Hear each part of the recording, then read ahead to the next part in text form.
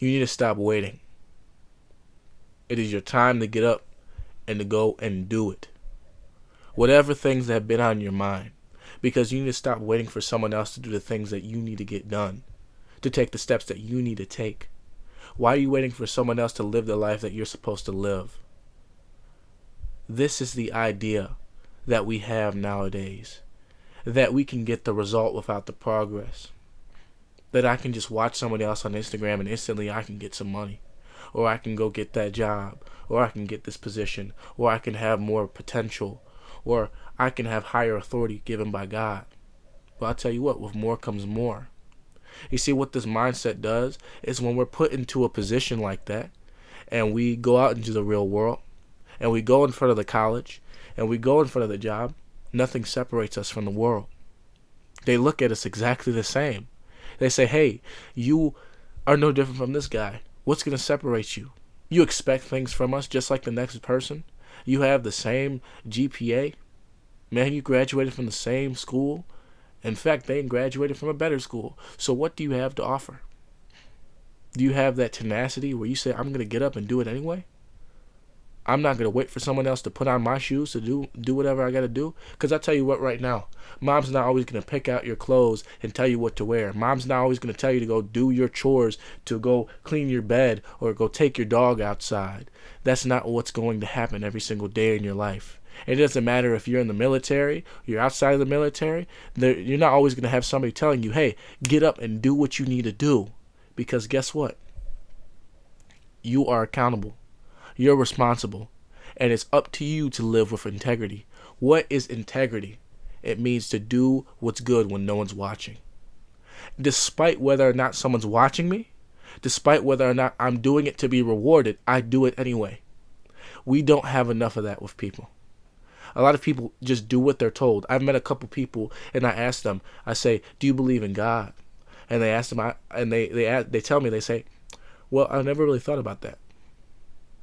I just kind of live.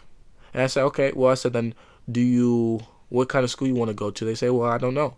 And I say, well, then who do you listen to? And they say, well, I listen to my parents.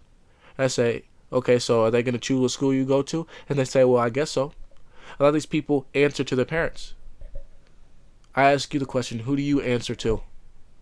Because whoever you answer to is who you start to become more like. And if you ain't got no one to answer to, and you expect this person to always tell you what to do, you're never going to get anywhere. Just like these people. They always expect their parents to tell them what they need to do. You see the difference between your parents and God, and this is why the Bible tells you to love your parents less and to love these other things less, is because God was not always going to be there in your life. He's a perfect parent. He's not always going to be there in your life, and I know that sounds bad. God's not always going to be there in your life to tell you what you need to do versus what you should not do. Sometimes God's going to step back and allow you to mature. Just like a good parent would. You need to get things done on your own. Otherwise, you're never going to understand them. Sometimes you need to go through a bad time so you can get up. Because guess what? Sadly, not everybody cares. It's just a sad truth. Not everybody cares. You could tell people all your problems in the world and they won't care. They got enough problems of their own.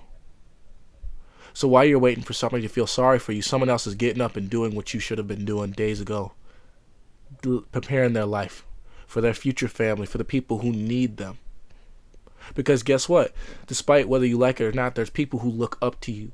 People who need you in their life. People who you're the only Bible that they'll ever read. The only story of Jesus Christ that they'll ever see. You know what you are to people? You're a lighthouse, and through you they will see the light of Christ, and their boats will be brought to land by you if you are willing to get up and go. But sometimes we're so lazy. And it's not just a physical thing, it's a mental thing. I just need this person to tell me this and I'll get up and I'll do it. I just need this to happen and I'll get up and I'll do it. Why don't you do it despite whether or not you feel like doing it, or despite whether or not you know you need to do it? You get up and do it because you want to do it. Because wanting something is sometimes different from desiring something. right? Because a lot of people tell us there's wants and needs. But if you start to configure what you want and what you need instead of what you want and what you desire, guess what? It's a whole different ball game. Because if you configure what you want and what you need, if you feel like you always need to do something, I need to get up for school, I need to get up to go to work, it feels like a hassle. I need to read the Bible. A check mark off your list. But if you want to read the Bible, if you want to get up for school, if you want to go to work, you're getting these things done because you know it's also something that you want to get done. Something you don't always take joy in, but something you know it's helping you out. Some people make sacrifices for people. For example, my father worked 2 jobs. His entire life, he worked 2 jobs. And he did it so that I could have a dream. I could live my life out.